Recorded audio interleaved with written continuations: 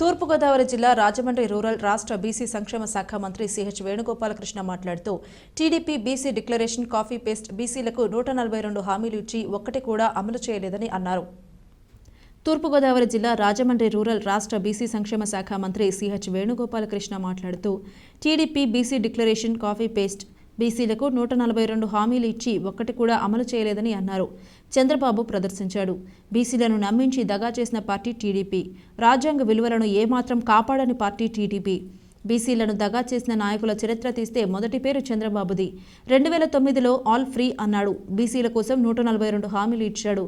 అందులో ఎన్ని హామీలను అమలు చేశారు? ఒక్కటి కూడా అమలు కాలేదని వేణుగోపాలకృష్ణ విమర్శించారు. అతి ఘోరంగా మోసగించినటువంటి పార్టీ తెలుగుదేశం పార్టీ. సూటిగా అడుగుతున్నాను, 1995లో మీరు ముఖ్యమంత్రి అయ్యారు.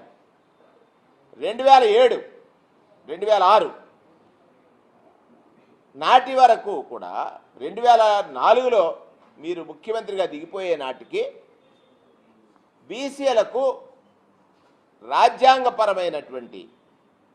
రాజ్యాంగపరమైనటువంటి హక్కు ఆలోచన ఏమైనా చేశారా? బీసీలు ఎదగాలంటే రాజ్యాంగ నిర్మాత బాబాసాహెబ్ అంబేద్కర్ గారు చెప్పినటువంటి పేదరికం మీద యుద్ధం చేయాలి.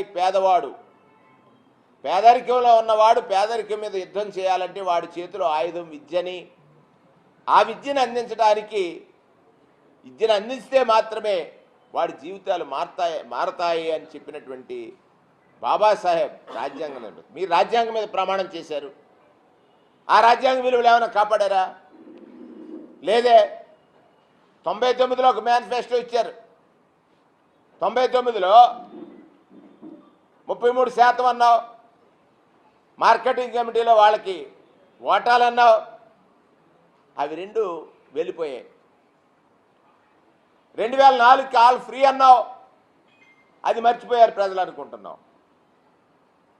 బీసీలను దగాలు చేసినటువంటి నాయకుల చరిత్ర తీస్తే ప్రప్రథముడు, బీసీలను దగా చేసిన నాయకుల చరిత్ర తీస్తే ప్రప్రథముడు చంద్రబాబు నాయుడే.